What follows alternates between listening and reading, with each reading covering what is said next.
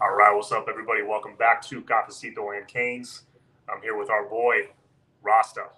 How's it going, my friend? Doing good, man. I'm blessed, brother. How about yourself? Uh, I'm doing great, man. Can't complain at all.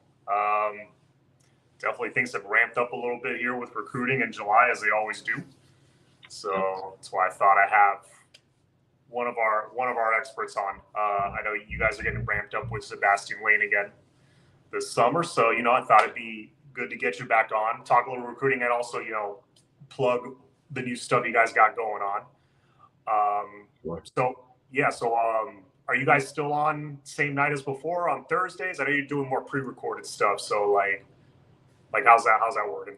Yeah, it won't be so much as us going live anymore, because it's just so hard. Like we're strictly recruiting and getting interviews and stuff like that with the Yeah. recruits. It was just tough, man, to kind of pinpoint a young man getting on Thursday at 9:15. Whether it's East Coast or West Coast guy, man, it was tough. So we may do one or a couple or whatever throughout, just kind of interact and stuff like that with the fans, but will predominantly be pre-recorded. We should have a couple dropping this week as well. Still on Miami Flow's YouTube channel, but also on a podcast, all platforms, Spotify, Apple Pod, I think iTunes or something like that. It's like 250 podcast forums that we're on. If you just Wow. type in, yeah, so it's a lot.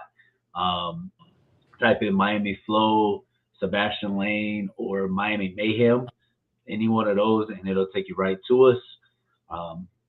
Check us out. Please go subscribe. We're definitely trying to get that side up as well. We just had a bunch of people, man, that were on Facebook and Twitter and different planes just saying, we can't always tune into YouTube, whether they're at work or, I got buddies in the military who, can't always just be on their phone, so they were asking for different ways and stuff like that. And, so we kind of changed it up a little bit. So we like what we do and we wanted to keep doing it, but reach more followers and more viewers and stuff. So, Hmm.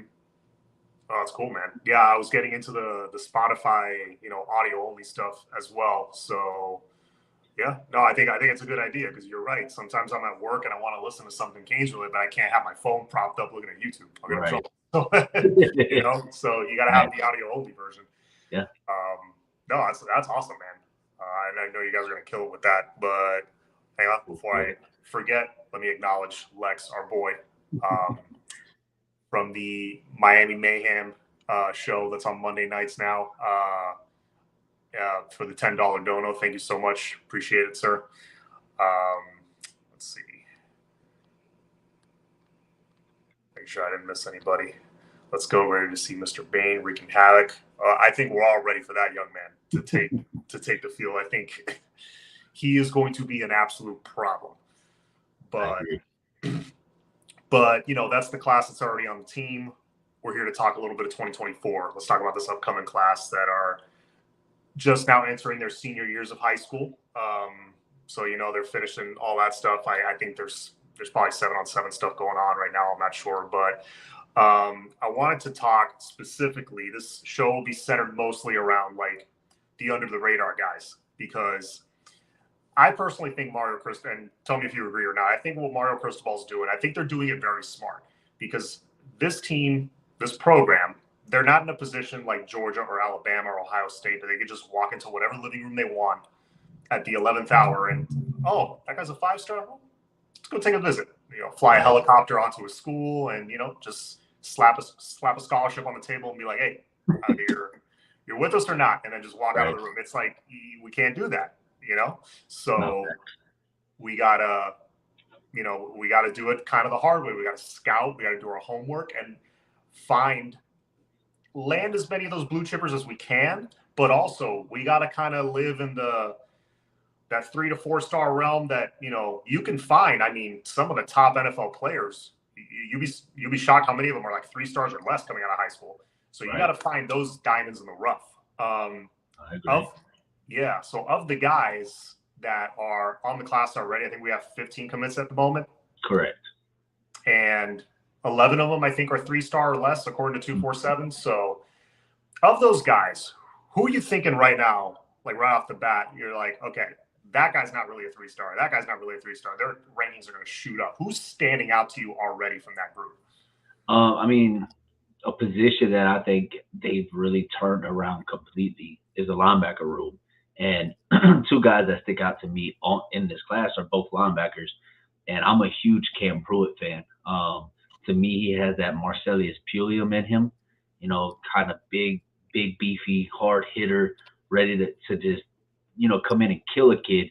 But he's got great speed. One thing he's different at, though, is he played DB in high. Well, he's playing. He's still in high school this year, but he plays DB, which will help him be able to cover. He's like 6'3", 190, so he's able to get out and cover tight ends. He's able to still get out and cover some of these slot guys and stuff like that, which is huge. Which is what we got killed with by UNC, Louisville. Like, you go back and watch like a Tutu Atwell obliterates Pickney and Shaq. It is not even fair, and it's not even their fault. It's just, bro, you run like a 4.6, 4.7, you're limited when you run across some of these little slot guys. You get a guy like Popo and Marcellus and Bobby Washington from last class. That takes care of speed at a linebacker position, running 4.3s and 4.4s. But you get a guy like Cam Pruitt, who's a 4.4 guy and has great size, who can guard your tight ends, who can also guard your slots, which is huge. And then what a lot of people don't really pay attention to, or doesn't get mentioned a lot, is you got to have somebody that can go out and guard these running backs. And when you're sitting here in the middle of the field between the hashes, and you got a running back that just runs completely to the sideline, you got to have a dude that can run sideline to sideline speed. Doesn't matter where it's at. So those things are key to me. And when you watch like Cam Pruitt's film, he just jumps off the tape, bro. Like his film is just filthy. And I love watching this. I've actually watched the tape like 5 or 6 times. And I'm thrilled with how, what type of player he is. And then when you look at Vincent Shavers, he's a guy that doesn't get as much love because he played at Pace, Monsignor Pace, which is in a high prolific, national power. But now he's at Miami Central. You'll be able to get to see him. He's got good size. I think he's 6'1", like 210 right now, 205, which is really good size in high school. Kind of what Wesley was, to be honest with you. I don't think he's reached the ceiling as Wesley did in high school. I think Wesley was one of the best players in the country. But I think, when you watch him, play live, I know film kind of is blurry a little bit because when you go to a school that doesn't really help all the time, you don't really get to see everything. When you go watch him live, man, I mean, the kid, he is a traditional Mike linebacker. He can take over a game. He's got great football IQ, and I really love the film or the talent that he will bring, the skill set that he's going to bring to the team. But those are two that automatically jump off the film at me. I mean, you can look at a guy like Isaiah Thomas. He's from Canada, so he didn't have the prep. He's very raw, right? Like still learning the position, still learning the game. But he has all the skill sets: fast, physical, long. He's got good technique for somebody who's just learning the position already. And what I like about him being so raw is when Coach Ade gets his hands on him, he can literally mold him. He can train him. Doesn't have to worry about bad habits and stuff like that typically come from some other coaches. I like that a lot. And then another guy I'm thrilled with, I know the obvious, Chris Wheatley Humphrey, but I'll stay away from him because he's talked about, to me a lot. But Dylan Day, somebody that plays at a power, somewhat of a power in Louisiana Southern Lab. He doesn't, I guess because he didn't camp a lot. He didn't go through 707s and stuff like that. I guess, a lot of people don't really focus at him a lot. But the kid is fast. He runs 4.4, right? He's got good size at 5'11", 170 pounds. So he can play the nickel. I think he can be a traditional nickel, where he plays kind of a little further back. He's got great length in arms. He's got great size. If you watch him, you can tell he is a true corner. Like he grew up playing the position. He understands the position. He knows what his assignments are. And that's what you really need when you're looking at a Coach Guidry's offense, our defense, who can play anywhere in the secondary and do everything right. Those are things, some of these 5 stars don't even have yet, in my opinion. They have all the accolades, right? Like, oh, I go watch play 7-on-7 every week. I'm 6'1", 200 pounds. Like, I'm a corner, like ready to play right now in college ready. But they don't have all the intangibles. They're not able to be versatile. They don't understand assignments. You got to learn, right?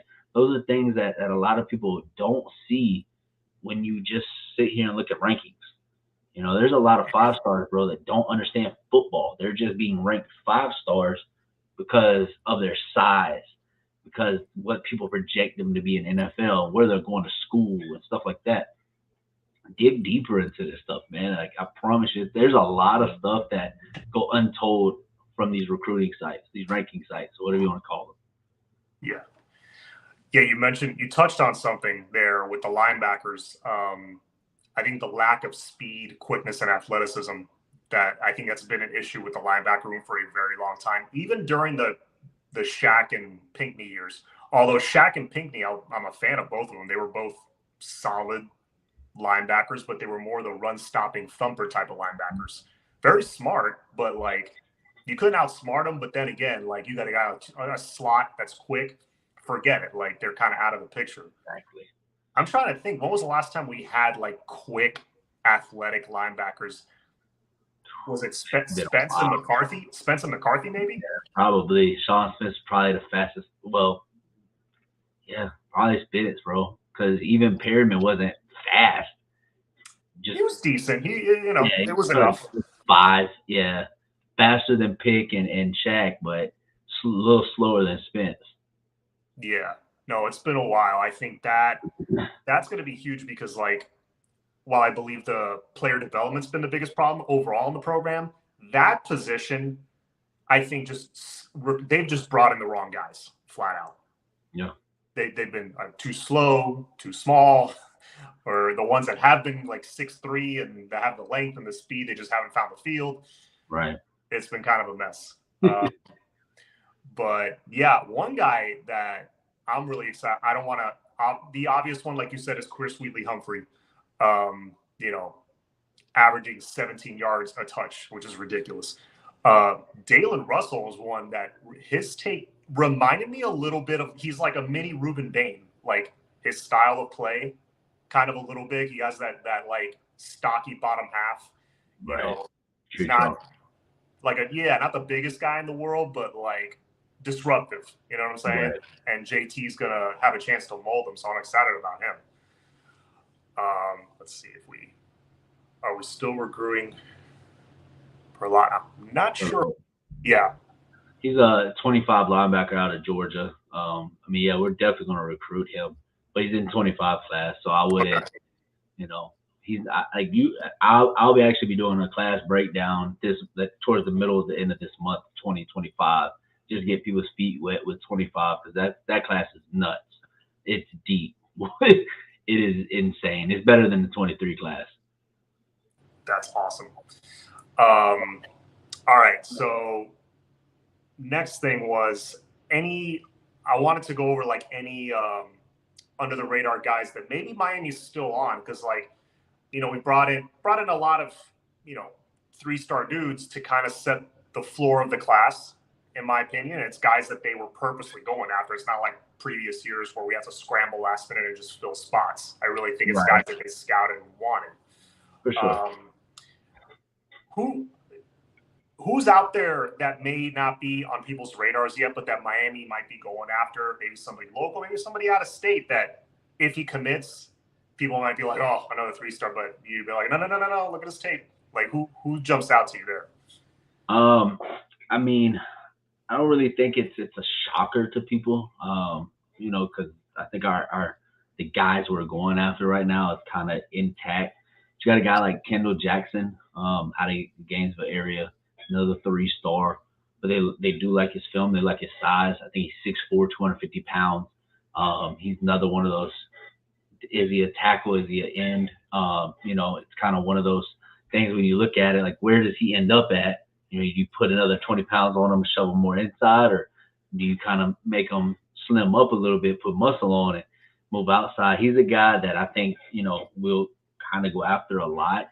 Um, but another guy, I mean, I think that we kind of gotta watch for not really a 3 star, but he's the kid out of California, Sion Lele, how do you say his name, the JUCO corner. Hmm. He's a guy that I think the staff continues to recruit. His recruitment starting to blow up. Obviously, he's like #1 corner in JUCO, 6'4", like 185 pounds or something like that. We just got his teammate Demetrius Freemy. But he's another guy, man. I think honestly, he's a 3 star, quote unquote, just because that JUCO. But he's another guy I think that could end up in this class. The rest of them, though, I think we go big fish hunting after this. You get guys like Jaden Jackson, mid 4 star, but he's a guy that, they'll continue to recruit just because of the pipeline, IMG, and people that he's around. You get a guy like Jericho Johnson, another 4 star, average 4 star, but a hell of a player. I would love for him to be in this class. I think he's an insane D lineman. Um, so you get a guy like Jalen Hayward and Zaquan Patterson, that we're probably still going to recruit and be after. Artavius Jones, which I know everybody's kind of hoping he pops soon. But he's another like a top 150 player in the country. Like I think now it's time to buckle down and really go after some of these top guys. That I think are on our board and kind of who we're recruiting. But there are other guys out there that if we miss on a guy or two, they can probably turn their attention to, like a T.A. Cunningham that Tony's down there asking about. Yeah. We haven't really been, I think they talked to him just because of where he's at in Miami Central, but I think, they're looking kind of elsewhere with different, topics and people stuff. Um, but yeah, I don't think we got to worry about too many 3 stars. I think now it's time to really buckle down and go big game hunting. As people like to call it. Go get the whales, Cam Franklin's. Your Justin. What's the guy? David Stones and people like that. Especially when you're talking wide receiver. You have Chance. Which I know everybody loves and is glad to have. But we just missed out on Ja'Cory Barney, which is something like you were just touching on. We don't have that status yet to come in late and land these kids. Nebraska had been on him from day one. He decided to go to Nebraska. We got to do what we're supposed to on the field. Yeah. I think the rest of it will take care of itself. Some people have brought this up to me. Do you think having Judd as our QB in this class, do you think that maybe him being an under the radar guy is kind of hurting things a bit with the receiver recruiting? Do you think maybe it has some effect on it, or do you think it's probably more like what we do on the field that'll affect it? I think it definitely has a lot to do with what we do on the field, 100%. But I don't think having a 5-star quarterback does kind of give people questions, because obviously not every 5-star pans out and not every 3-star doesn't pan out. Look at the quarterback for Georgia the past 2 years. He put up insane numbers, and those wide receivers still, got drafted and stuff like that. So as far as his ability on the field, I trust the staff and their evaluations. But, I think in recruiting, if you want that momentum and you want the ability to land some of these top guys, I do believe you have to go out here and have a big fish quarterback like a Julian Sayin, Aaron Nolan, which is who I wanted. I mentioned it a while back on my show. I did think that would kind of hinder us a little bit in recruiting, not having that Aaron Nolan, not having that Julian Sayin, not having a Dylan Raiola, that top quarterback that you can look and say, hey, look, we got the big dog. You want to come play with him or not? I do think that hinders us a little bit, but I think at the end of the day, the staff is going to recruit their tails off. And even if we had an Aaron Nolan, I still don't know if Jeremiah Smith's in this class at this moment.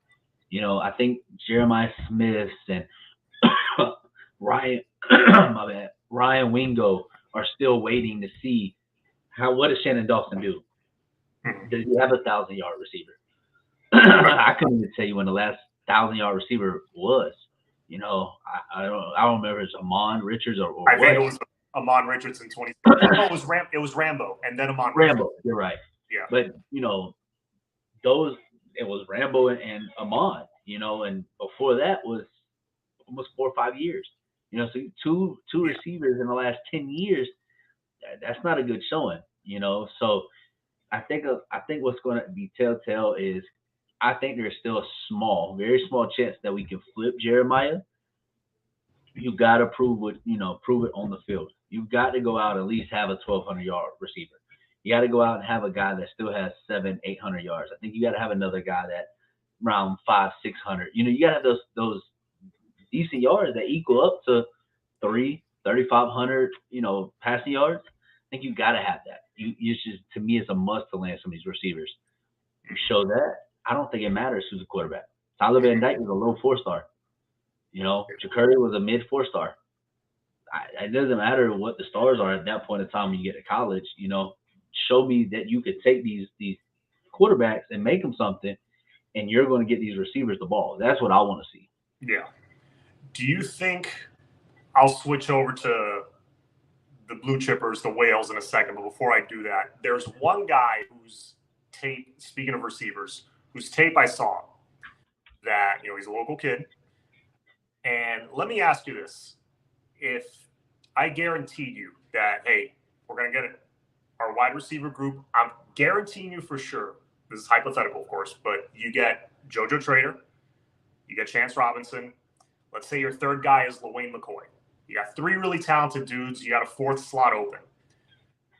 Do you take a chance on a guy like Jose Leon? It depends on who else wants in. So if those are the only 3 I have, and I want a 4th, which I think we do. I think we want 4 to 5 receivers this class. If I have those 3 and Jose Leon says, hey, I want in, you know, I think, yeah, you take them. But I think if you get a guy like Jeremiah or a Ryan Wingo, even like a Ryan Pelium that's out on the West Coast, and, you know, I think it just depends on if those guys want it. You know, at the end of the day, like once you get to that status and you have a LaWayne McCoy, JoJo, and a Chance, and anybody else in the country comes calling, I think, yeah, like just depends on who all wants that last spot. You know, like I like Jose Leon, and I think he could be the Braxton Berrios, you know, type, that mold. But if you're telling me I can go get a Calvin Johnson, which I think Jeremiah Smith could be, you know, you're telling me I can go out here and get a Armand St. Patrick or St. Brown, you know, like you tell me I can go get one of those guys, then I'm not taking Braxton Berrios, you know, just not going to do it. But yeah, I mean, I think at the end of the day, bro, I mean, I trust Kevin Beard, and I think Kevin Beard is going to get his guys in this class. Oh, for sure. I totally agree. I was curious to hear what you thought about Jose, because I remember seeing his tape a while back. I saw it again, I guess with like fresh eyes, and I was like, damn, this kid's burst is legit. Like he's breaking ankles out there. Like he's for real. Yeah, he's got a niftiness to him. Yeah, very quick. But anyway, so that's it for the under the radar guys. I think you're right. I think we've pretty much like done what we can there. We might bring in 1 or 2 more, but like we've set the foundation. We're starting to bring in some blue chippers now. Guys that are on the radar, specifically in the secondary. The secondary, I'll be honest, corner specifically, because I think Zaquan is our main target at safety. Mm-hmm. I feel pretty good there. You give me Zaquan and pretty much anybody else, I'm pretty good. Corner, I'm not going to lie. Corner, I'm a little worried because this kid, Jalen Hayward, who, you know, by all accounts, looks like he's all Georgia right now. Right. Could flip later. We never know. It looks like he's all Georgia right now. And then you got Siona Lele, who you referred to before. We might land him. We might not. Let's see. And then you got Ellis Robinson, who is a hard Georgia commit. And we're just like chipping away with a little chisel, a little hammer, just chipping every day. praying for something. But Right. aside from that, what's on the horizon at corner? Like, is there anything you could say that could like put my mind at ease a little bit? Honestly, I think you named them. To be honest, I think they like what they have in a Dylan Day. I think they truly do. But corner is not really not a position that they're going hard at this year. I think it's something they could next year. Um, they like who they got in the portal, and I think they really feel like you know the next few years because we got two guys who are pretty young, like sophomores and juniors in the portal. So I feel like they are confident in those guys and they like the room that we have. But obviously, you get from the portal gonna take it too. Yeah. So obviously you got to always recruit and obviously you can fill little gaps and stuff in the portal. But I think honestly they want Ellis Robinson. That's number one guy probably on the board for the DB room. But I think at the end of the day, I think you get a guy like Ellis by winning. You go out and win games, and I'm not talking about 8, 9 games. I think you gotta get 9 or 10 with a decent bowl win.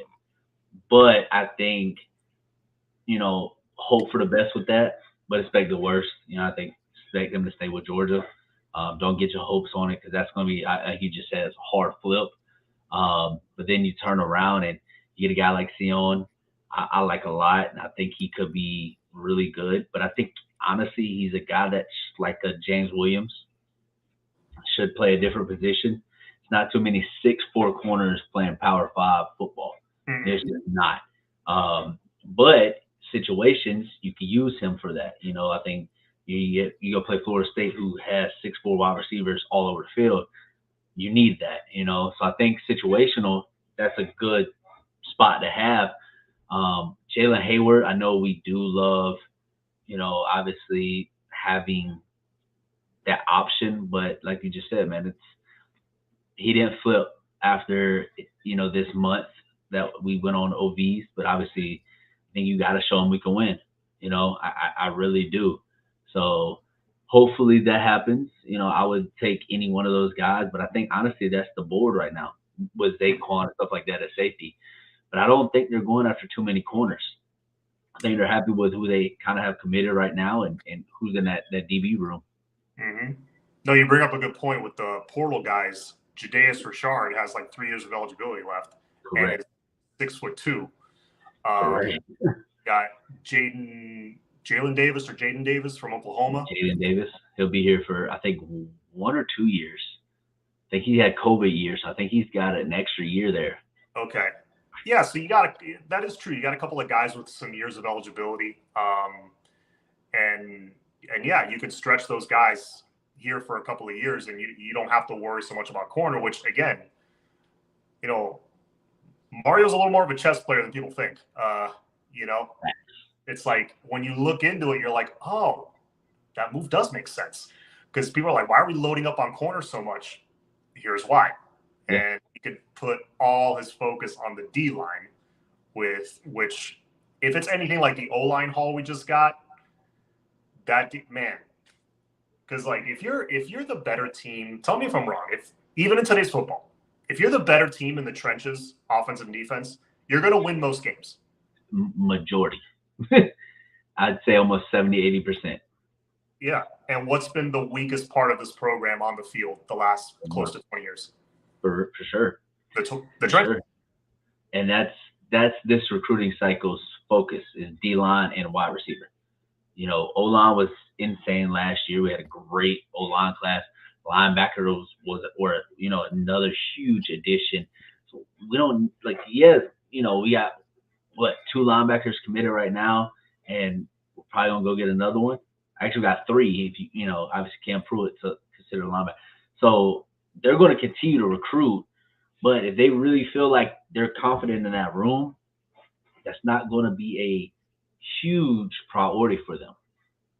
So, I wouldn't really say that corner is going to be a major focus. I don't think that's something somebody's got to really, worry about it. And at least in July, once we get through the season and you may see a guy or two lead and go to the portal and stuff like that, then yeah, you'll probably see, okay, hey, we got to go try to flip this guy. Hey, there's like another corner out here that, we can go flip it.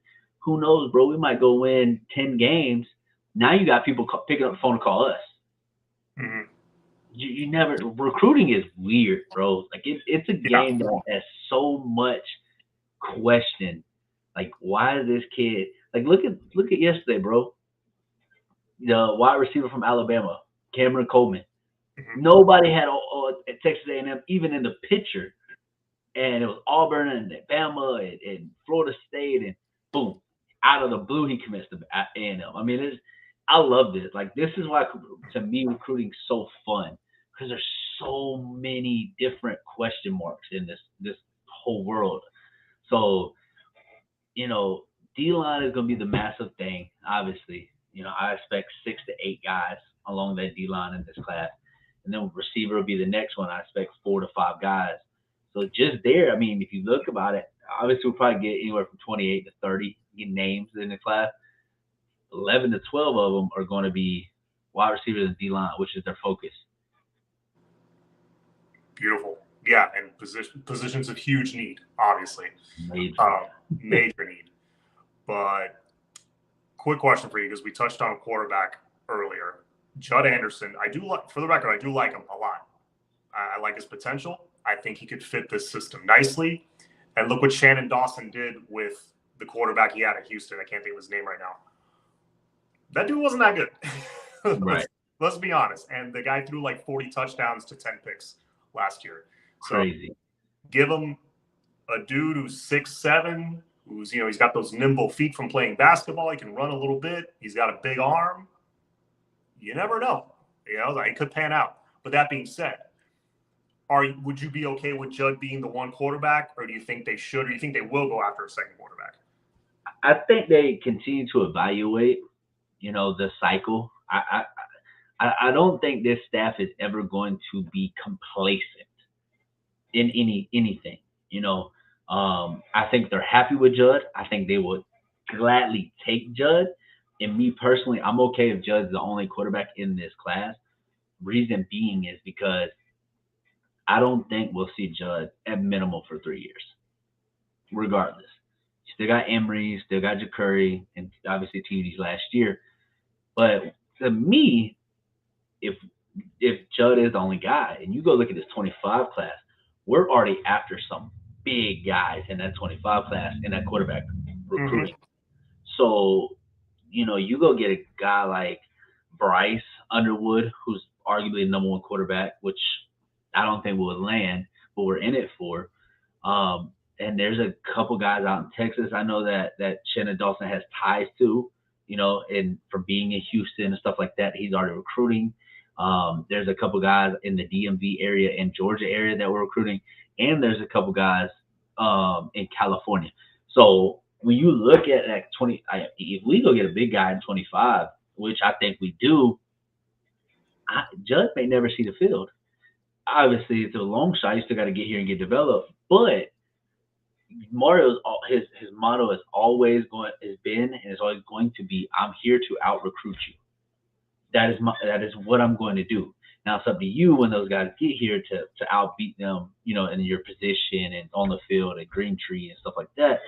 But at the end of the day, my job is to out recruit you. I don't want you to become complacent. I don't want you to feel like, I don't have to worry. No, I want you to worry. No, I want you to know, like, I got guys that want your spot. That's the biggest thing with all of us, with our whole entire team. And I'm so happy to see that, because for so long, you got guys that are like, I know Shaq and Pick are going to be here for the next 3 years. So I'm not coming to Miami, because they knew at the end of the day, those guys were starters from freshman to senior year. And they knew that. Not, okay, I can come and compete. These guys now are being told, I know, Francis Malgo is a 5-star and he's projected to be a 3-year starter. You get here and you outwork him, you outplay him, it's yours. That's on him, That's what I love to hear. It's competition. Competition breeds excellence. Mm-hmm. No, that's been missing for sure. And also, people got to remember, you need depth at quarterback. So what if Judd comes in and he's like, he's a career backup at Miami, but you got to plug him in there from time to time because somebody gets nicked up and he comes in and wins the game for you here and there. Right. That was a valuable pickup because when was last time we had real depth at quarterback really that I honestly can't remember that like a starter got hurt, backup came in and you were like, you know what, I think we'll be okay. Right. Probably the early 2000s, man. The championships, those old 2000 to 2003. I mean, that was probably the last time we had any actual quality depth. And I think if you look at it, it's looking like that. We obviously got to see how Emory turns out, which I know we're all hyped on Emory. Yeah. But having TVD, Ja'Cory Brown, and Emory, all back to back. And then if you're able to, when TVD leaves, you get Ja'Cory, Emory, and let's say Judd does pan out, and you have, I don't know, Bryce Underwood or something coming in next year, you got 4 or 5 guys who are all elite. They're turning out to be good. You're developing them. Hey, I say the sky's the limit, bro. Mm-hmm. All right. Well, before I let you go, one more question from Tony over here. Speaking of quarterbacks, is our boy Colin an option? Nah, I mean, I think he's loyal, to the bone, and I can't fault the kid. He found his home, and LSU did a good job early prioritizing him and making sure he felt like he was a priority. But I think he's gonna stick with LSU. In my personal opinion, I would love to have him. I think he's great. I think he's got a little Russell Wilson in him, to be honest with you. Yeah, he's one of those that he just kind of flicks the ball. It's just effortless and it's just like velocity's ridiculous. But I agree. Yeah. But anyway, we can talk about this for hours. But you got to go do some recording in a little bit, so I'll let you go. But Rasta, is always much appreciated. Thank you for coming on, and sure. Just chopping it up, talking a little recruiting with us here in July 5th. We are now. How close are we to the season? We're like under 2 months away now, right? Under 2 months. It's like 52 days, I think it was. Somebody said Ray Lewis or something. So when it gets into like the 50s, you start, it's close. Yeah. I mean, preseason NFL starts in like less than a month. I know that I'm one of those weirdos that looks forward to NFL preseason. I know it's kind of boring, but I don't know. I kind of like watching it in August. There's nothing else going on, Yeah, I'm a sports junkie, so I'm watching the Marlins game. I was watching the Heat, and I was even watching hockey. Which luckily our teams are actually doing something right now, so it's fun to watch. But I can't wait for football, man. That's my heart and soul. So preseason or not, I'll take it all day long. Oh, me too. Same. All right. Well, let me let you go, man. Thank you for coming on. Appreciate it. Sure. Have a good night. Have a good night, man. All right. That was our boy Rasta. Again, check him and David Franklin out on Sebastian Lane. They are on Thursdays. I think he told me he was going to drop. I'll let you guys see what they're going to drop this week. But yeah, so I agree with him on Colin Hurley. I think the kid's an absolute stud. We've been talking about him since he was like an 8th grader a few years ago. So, he seems like he's going to stick with LSU, but let's see. And if we end up with Judd, and that's QB1 for this class, you got, as long as you bring in at least one every class consistently over time, you'll look at it and you'll have a full room within a few years. So I'm okay with Judd. The guys on the class seem to like him. The coaches love him. He reminds me a little bit of Emory in that, that he's got that charisma. He's kind of like the class ambassador. So for that reason alone, I think he's been valuable so far. But anyway, I'm going to get going. Thank you guys for coming on. Please hit the like button, subscribe, all that good stuff. Go Canes. Have a good night, everybody. Take care.